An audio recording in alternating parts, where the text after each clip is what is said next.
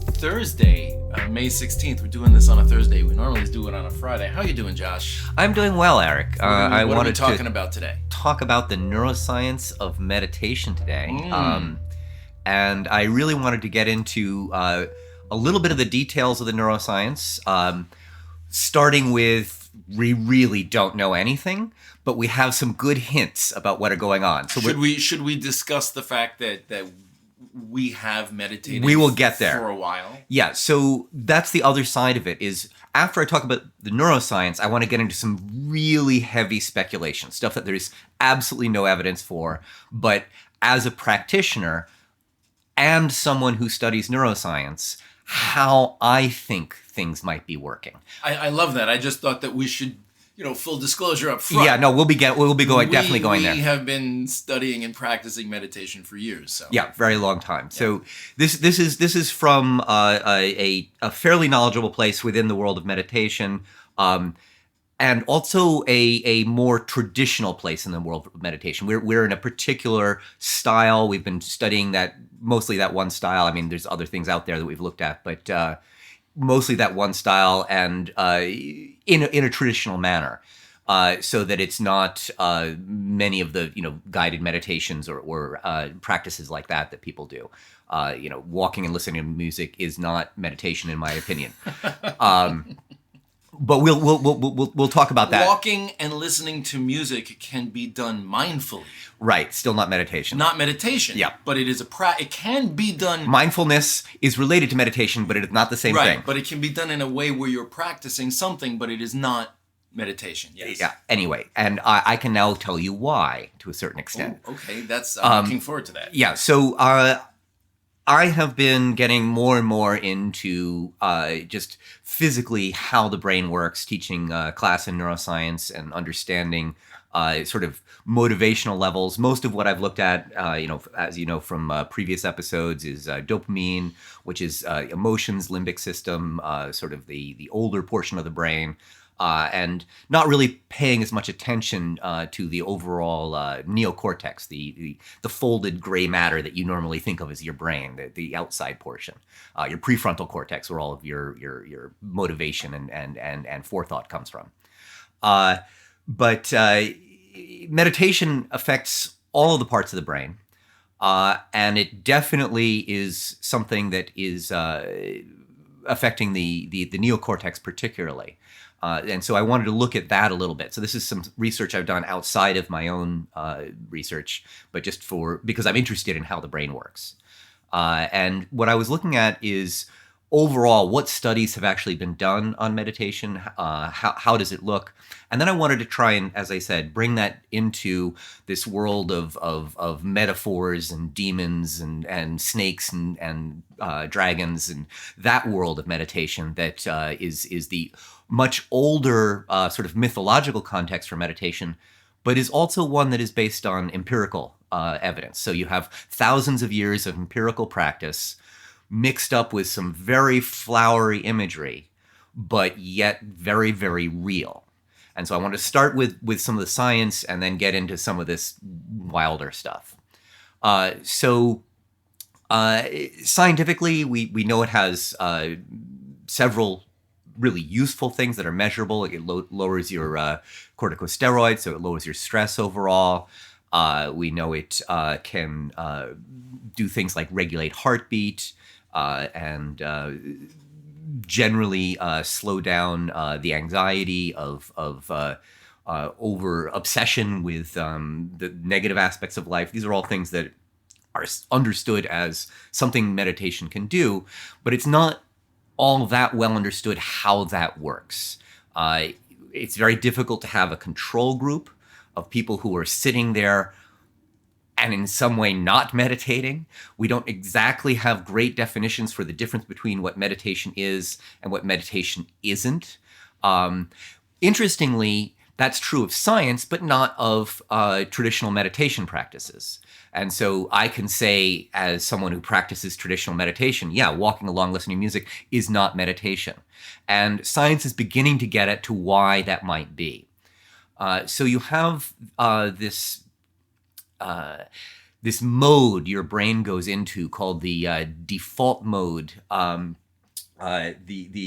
default mode network, or default mode network, default network, and it's made up of several regions around your brain, the parietal regions and the sort of medial regions around the temples, and then some of the frontal regions and some of the regions in back. So it's almost your whole brain.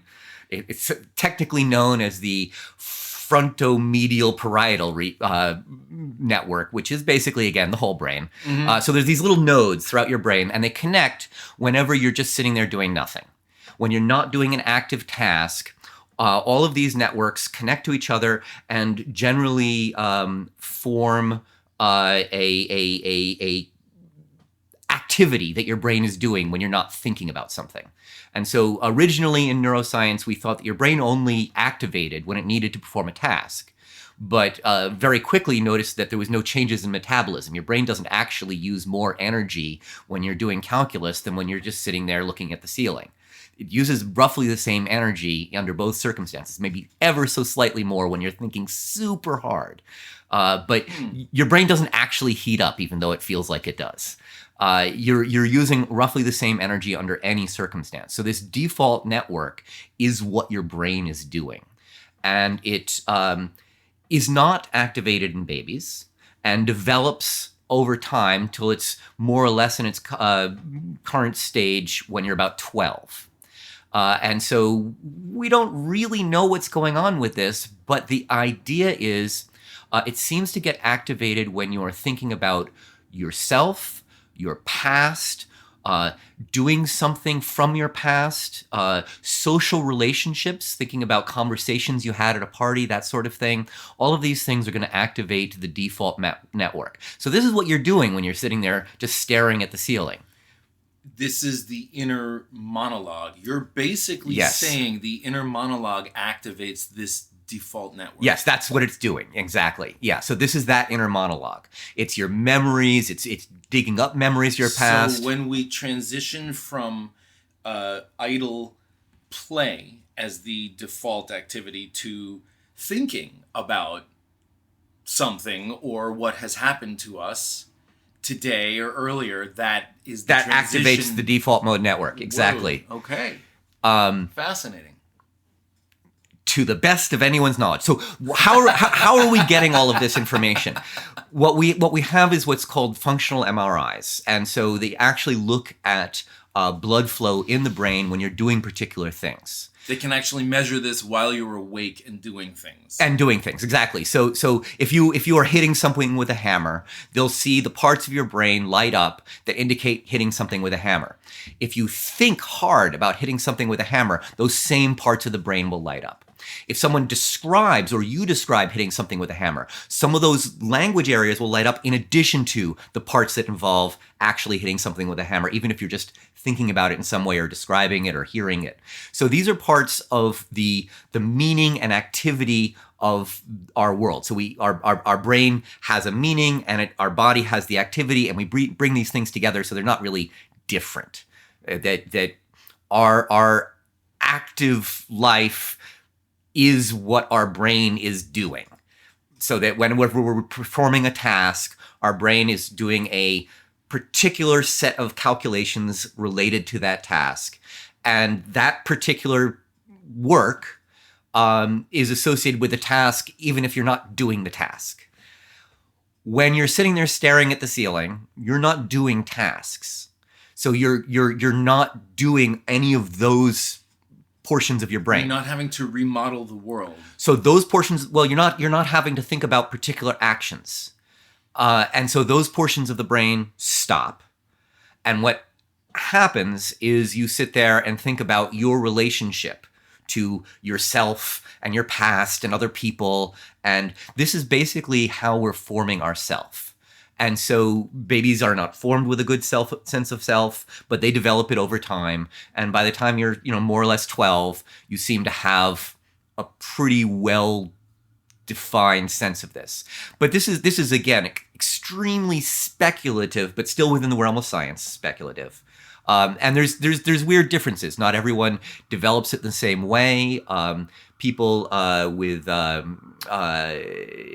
autism have some portions of their default network don't turn on the same way, particularly those having to do with social relationships. People with ADHD have a default network, but it's very similar to their active network. You don't see as much of a change between them. There's differences between the way different brains work with this. Interestingly, meditation does not activate the default network. You would think it would. And this is what I mean, just walking along thinking to yourself is not meditation. Because you're doing something. You're not doing something, and you're not activating the default network. You're doing something else. There's activity-based things, and there's sitting there staring at the ceiling-based stuff, and meditation is a third thing. It's a third thing. It activates things differently, so that the plasma of the mind. Well, there's particular regions that are reduced below controls by meditators. So if someone's just someone's told you meditate right now, and you've never meditated before, and someone who's been meditating for 1,000 hours or more in their whole life, they're going to actually reduce activity in certain portions of the brain below the people who have never had this practice. And then when they actually do an activity, it's going to go above where they were, and so it's going to actively increase. So there's places that are, if someone is an experienced meditator and are just staring at the ceiling, their brain will be just like anyone else staring at the ceiling. That's not meditation. And it's interesting that in the sort of thoughts of what meditation is for, is one of them is dealing with the illusion of self. And so when you're sitting there staring at the ceiling, this is when you're building it. You're building your past, you're building yourself, you're building a relationship to other people's. It's when you're building this relation to yourself. When you're meditating, you're doing something else. You're not building a relationship to yourself. You're not making this illusion of self. You're doing something else. I find that really interesting. I don't know exactly what to make of it. So this is just we're just at the cusp of starting to understand the differences between what a meditating brain is and what a not meditating brain is. And so if you are sitting there every morning thinking about how you're going to plan your day while you're sitting there, meditating, that's not meditating. You're building yourself. That's great. It's a useful part of your day, but that's not the same as meditating. If you are very carefully concentrating on your breath and you are doing, some sort of exercise with your mind at the same time, you are doing meditation. Now, if you were actively thinking about climbing a ladder, I think that also would not be meditation, because you'd be climbing a ladder in your mind, and it would be the same thing as climbing a ladder in terms of your mental exercise. Oh, that's interesting. Yes. No, none of the visualizations I have ever done meditating involved envisioning my body moving. That's not... Right. That's a separate thing. Yeah. And we can do that. We can imagine movements, and they have their own, actually its own exercise. Which I have done, yes. Yeah, but exactly. Not as meditation. But not as meditation. I've never actually made that connection. Yeah. So this is. I'm just beginning the speculation of why I think certain practices relate to these activities and what they might be useful for. Why does meditation reduce stress?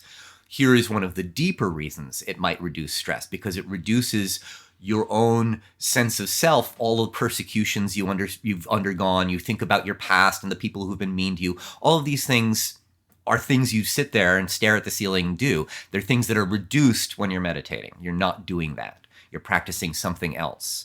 And so you're not building that sense of self. And so that would go along with many Buddhist ideas of what meditation is about. And the idea of desire leads to suffering, that kind of sense of the self really wanting something and then being denied, leading to suffering that you should not then experience while meditating, because you're not doing that. You're doing something else. But there's also more direct physiological things that are happening when you're meditating. So I think I've mentioned it before, and it's certainly a hot topic these days, is the vagal network. So the vagus nerve is basically controls your parasympathetic nervous system. So you have two sides of your autonomic nervous system. So you have your part of your nervous system you can control, and the part of your nervous system you can't control. So you can't control your heart rate, for example. That's your autonomic nervous system. Your sympathetic nervous system tends to get activated by, let's say, your adrenal glands, and it starts making your heart beat faster, and everything is activated. So that's called often fight or flight. So it's activating sweating and fast heartbeat and fast breathing. And this is what people are trying to treat when they take beta blockers. So beta blockers are blocking one of those adrenaline receptor sites, the beta site, and so their heart doesn't beat as fast, and they don't breathe as hard, and they don't sweat as much. And so this is then used by people auditioning very often to reduce their anxiety. And the body is like that. I'm just bringing this up because beta blockers don't make you feel less anxious. They just reduce the symptoms of anxiety, the fast heart rate and the fast breathing. But people who are auditioning wouldn't do this if it was just a symptom. They actually feel less anxious when their heart's not racing. So the relationship back and forth between the mind and the body is super clear. This is not some hypothetical thing, and it is something that people understand and can go. They can abuse it, and I guess that's kind of abuse. It's not terrible abuse. Is it abuse? I don't know. Maybe. I don't know. It's mind hacking, certainly. I mean, certainly we've been told for years in all different contexts that the mind and the body are one. It's not a separate thing, but that gets to the point of cliche, and but it's absolutely true. So physically, the two ways that the mind and body are one are the central nervous system coming from the mind through the spine, and then the nerves coming out from the spine to the rest of the body. That's how the mind and the body are one. Physically. And the vagus nerve is all through your body, and it's nerve X. It's the 10th cranial nerve coming out. Like what, from your earlobes to your toes? Yeah. And it's why earlobes are sexy. Actually, it's the top of the ear where the vagus nerve is in a whole series of connections on the top of the ear. Those places where they put the acupuncture needles. That's all vagus nerve, and it's intended to cause the vagal response. So the vagus nerve is governing the parasympathetic nervous system, the opposite of fight or flight. That's the rest and digest. So it slows everything down. It slows your heart rate down, slows your breathing down. And it makes me pass out sometimes when a needle goes into me. Yes, well, if you lower your blood pressure enough and then try and stand up, you'll go right down. I've passed out lying down, so... Yeah. Well, if you lower your blood pressure enough under any circumstances, you will pass out. And so this can, very rapidly lower your blood pressure in really seconds. I have experienced it. Meditation is getting at that by that same sort of weird backwards cause and effect. You can't see anything as cause and effect in the body. Everything is connected, so that if I slow down my breathing, this slows down my heart rate, which makes me feel less stressed and anxious. It's just like the beta blockers, but it's all backwards, starting with the breathing. So the only part of my parasympathetic nervous system that I can control is the breathing, and it starts controlling everything else. And so the heart rate goes down, and my anxiety goes down, and my digestion goes up. I have to make sure I've pooped before I meditate, because I'm going to be digesting really fast. It's not going to work. Yeah. It does exactly as described. I mean, it seems ridiculous, but when you're terribly, terribly unhappy, forcing a smile onto your face can actually start you in a different direction. It seems ridiculous, but it's true. Yeah. So exactly. Yeah. The the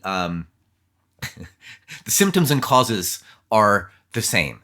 It's just a complete circle, and it's very strange. Cycle. Well, it's also a virtuous cycle. If you can get a, I mean, and we've all known this. If you're angry, someone says, just take a deep breath.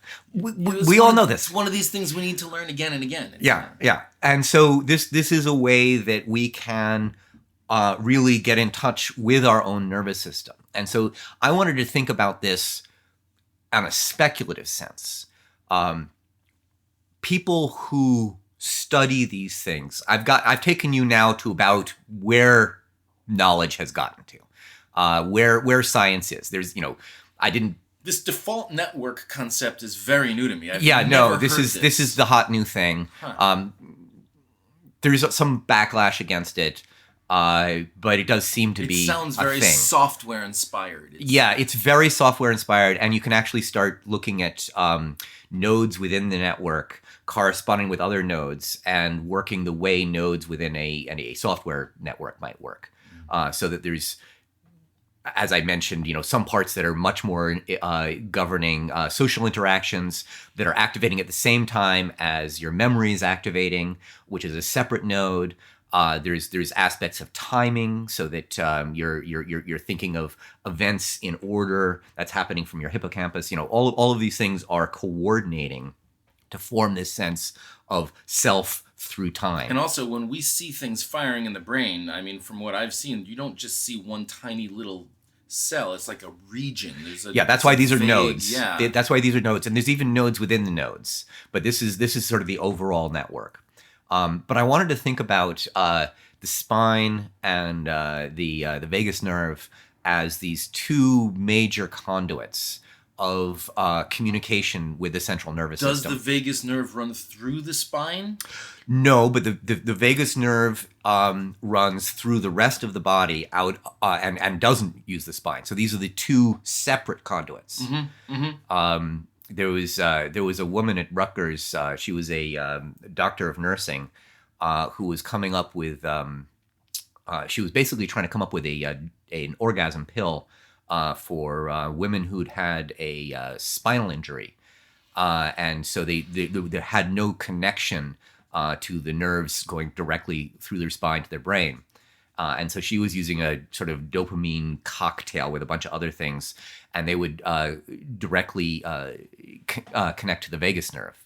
And so the vagus nerve is also about sexuality and pleasure. Did it work? It did, but we never heard of it. My guess is it was too easy to abuse, that there was so many ways we could see it going wrong. No drug company wanted to make this thing.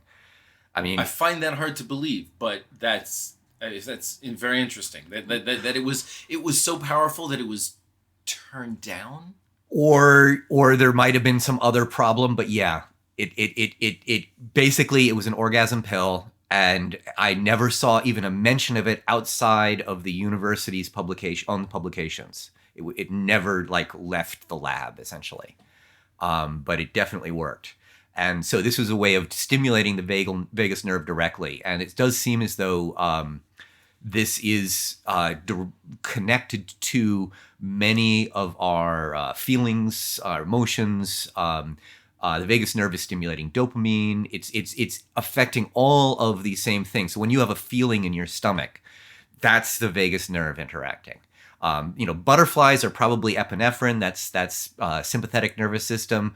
But other feelings, those are going to be parasympathetic vagus nerve stuff. You actually have a gut feeling about something. You literally have connections that are running between your gut and your brain, and they're very, very direct. I have to say, again, this gets back to what, at 2 episodes ago, fiber.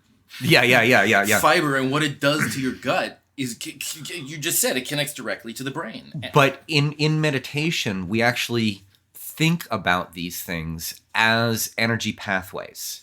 So the spine is one energy pathway, and so when you meditate, you try and straighten your spine. There's another energy pathway that runs up the front of the body. There's obviously no second ventral spine on humans, but I think the analogous network is the vagus nerve, and it is something that people are aware of without really knowing its anatomy so much. But this is something that when you want to activate it, you'll sometimes need to look straight up at the sky, and it's described as having an iron bar down your throat, so that you're you're changing things. So if you want the energy to go up your spine, you straighten the spine. If you want the energy to come up the front, you have to straighten and look straight up.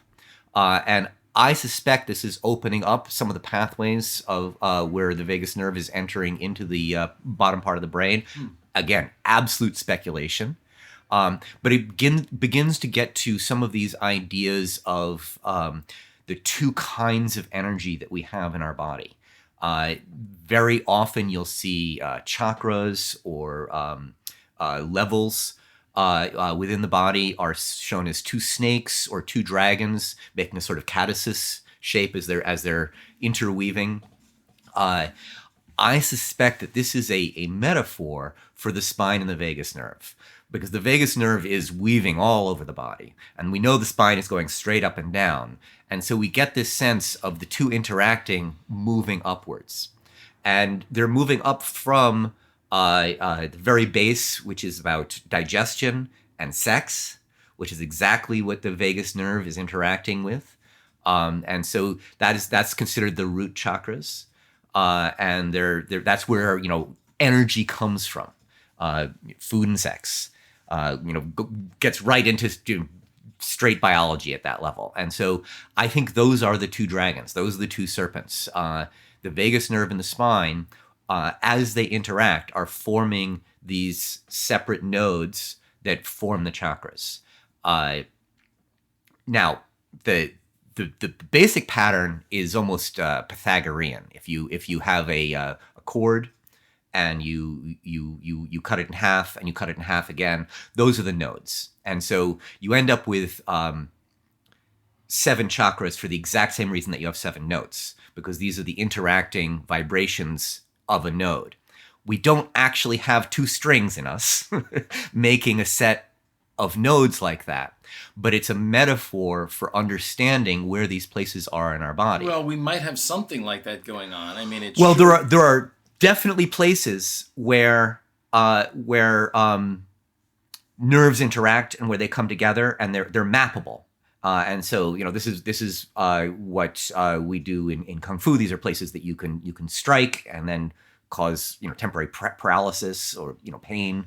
And or you can defend against things. And you can defend against opening things. and closing your fingers or moving your body into a so different position. Circuits can be opened or shut even if there's no tissue connection. So if I connect my middle finger and my thumb, I've connected a circuit. This is something that is done in meditation, and it's something that can be used physically to protect yourself. This is not it's an empirical thing. I know I am shutting a particular gate when I touch my finger and my thumb together, and it's probably because I'm imagining some other thing connecting, but it's also just a physical motion that does it. It has to be. And so these are all things that are related to opening your nervous system, the ways you sit, the ways you hold yourself. What they call the mudras, these are systems of metaphors for changing the way your brain is. What are the mudras? Oh, so sorry. So a hand position. So the ways you hold your hands are... So like what we would see in statues. Exactly, yeah.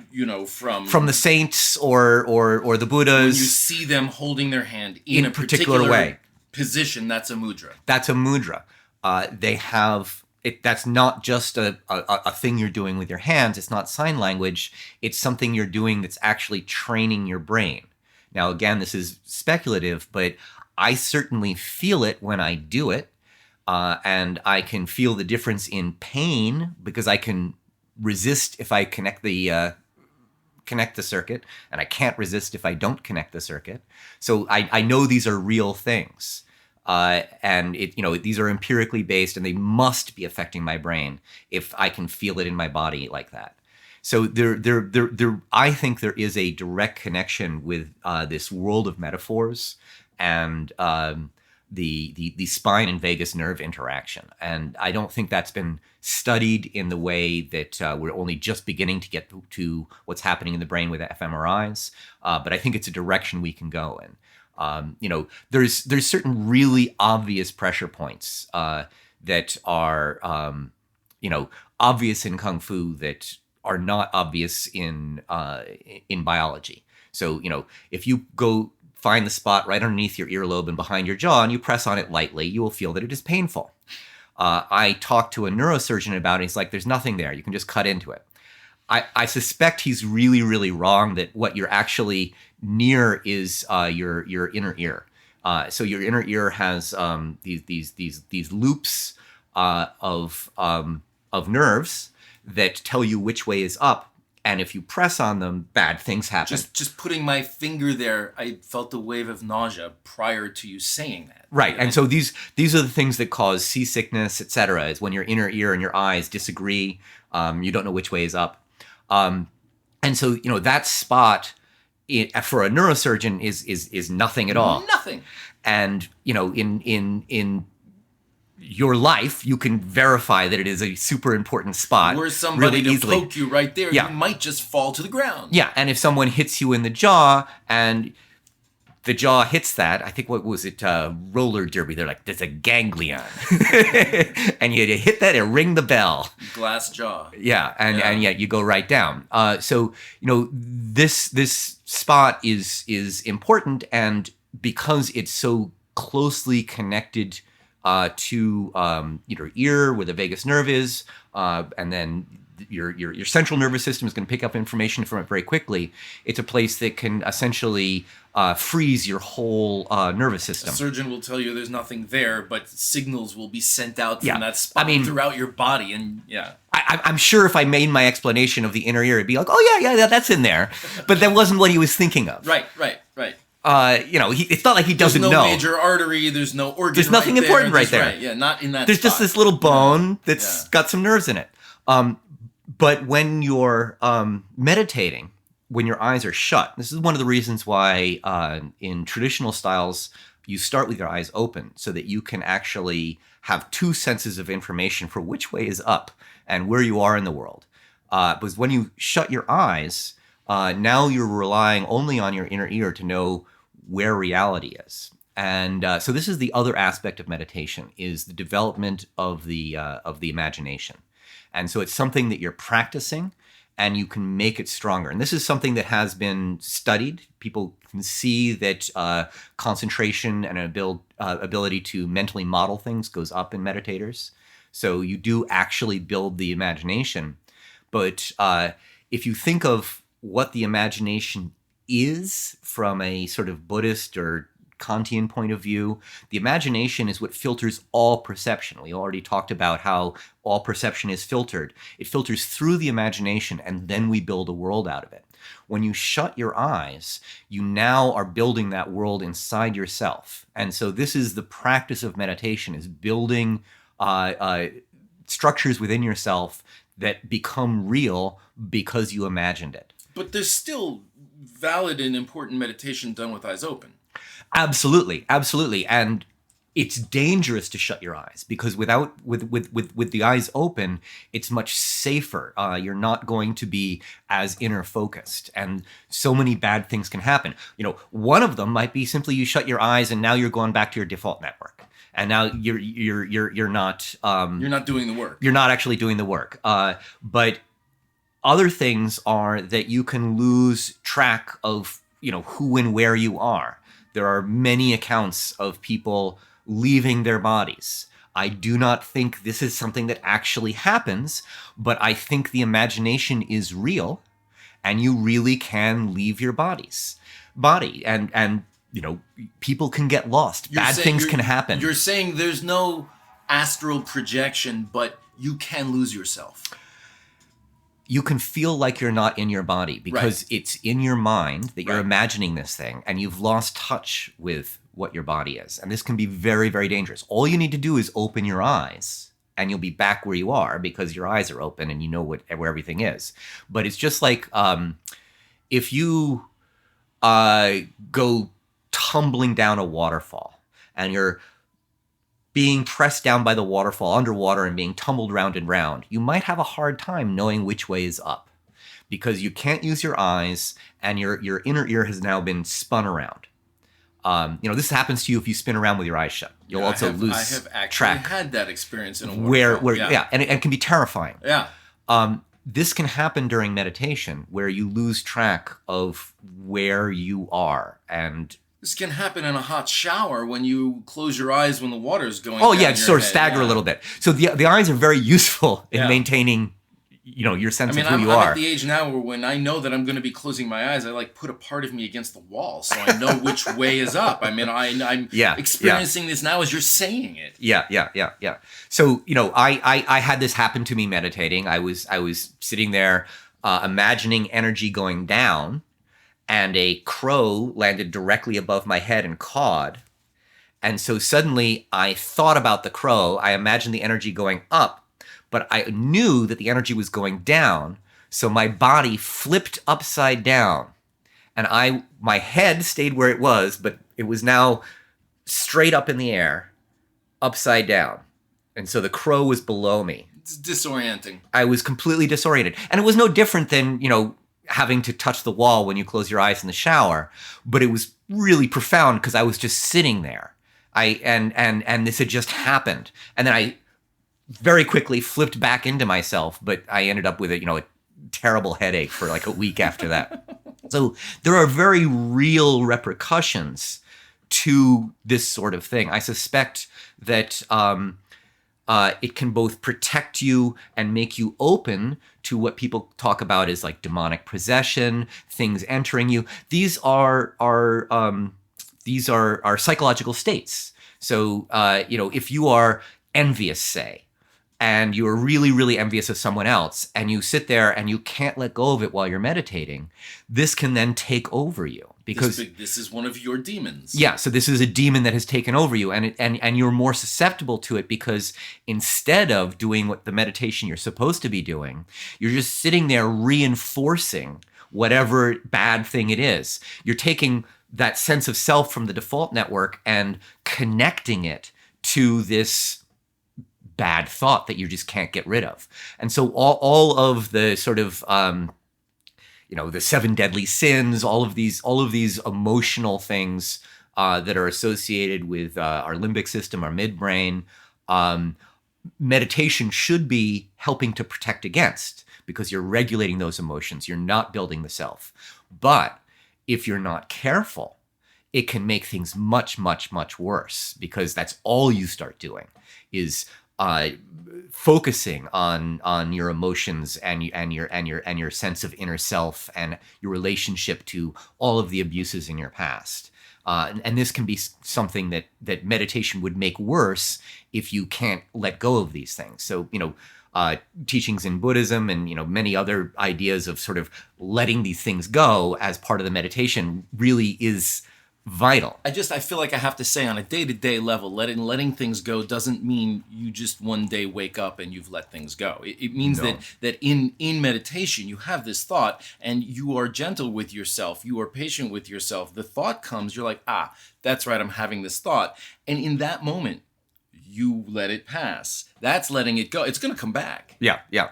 Letting it go is a repeated practice. So Wunfi says that meditation brings you closer to God. Wunfi, our kung fu teacher. I don't believe in God, so what does that mean to me? I don't know if Wunfi believes in God. Not the same one that other people do. So what does this mean? There's Chinese gods that I do in my kung fu practice. There's a minotaur who judges the dead. That's a different kind of thing. I don't think I'm getting closer to that, but that could be the kind of thing that I could start meditating upon. It might be dangerous, but to have that kind of imagery in me would change the movement so that when I try and have that deity in my movement, I might actually be more fully able to flesh that out. Yeah, well, I mean, but when you say bring that into your meditation, you're not meditating on the movement, because then that's not meditation. Then that's not meditation. Kung fu. But I might be able to feel different deities. Sure. What would these things be? That was actually one thing that was studied. And when you say feel different deities, what you're saying is feeling the character that deity represents. Exactly. The trope, the character that is represented by. So commonly in Buddhism, which is also sometimes called an atheist religion, because there is no deity, but there are many deities. And there's also a belief in reincarnation, which in my mind makes it into a religion. But anyway. Yeah, anyway. Metempsychosis, as the Greeks would call it. The idea of, say, Kuan Yin or Avalokitesvara, compassion and judgment, wisdom and compassion, judgment and mercy. These ideas of two things that you can contemplate. So in our kung fu, we consider the mercy as the block and the judgment as the strike. And this is Kuan Yin, who was also Avalokiteshvara. Exactly, yeah. So these are things that you can understand through meditation that would be connection to something that's outside of yourself in a way. But I think there's a higher level as well. And I think that my whole experience of understanding cosmology was coming from my meditation because of strengthening my imagination. And by strengthening my imagination, I actually understand the universe better because I can start imagining it. And you'd think that imagination was moving you away, and it can. And this is why meditation can be dangerous. You can leave reality, but it can strengthen your relationship. How could we do science if we couldn't imagine things? I mean, exactly, yeah. We can't know what an atom is. We can't know what's happening on another planet or in another galaxy. We can imagine it from the things that we learn. Yeah. And, I think that if I talk to anyone from any religion or practice who has meditated sufficiently, that we would actually be talking about similar things when we talked about what we were doing. So at that level, I don't think there's a problem. It's really where doctrine gets in that I have issues with the entire religious practice. I mean, there's. I mean, it's like you said. I think you're right. You say that meditation is it's a third thing that we do, and I have only practiced a few different types of meditation, but I've read extensively on meditation, and there does seem to be this through line. I think you're right. I think you're right. Yeah. We're going to be talking to Jed later about his wacky thoughts on things, but I did want to bring up the idea of how transcending doctrine really should be part of any practice, and that one of my favorite sects, cults, divisions of a particular religion was a group called the Fatimites, the followers of Fatima.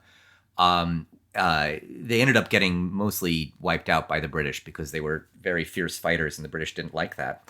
But as a group, they had a really interesting practice for reaching higher understanding. They were purposely really super dogmatic, reading the Quran in a very literal way, emphasizing dogma.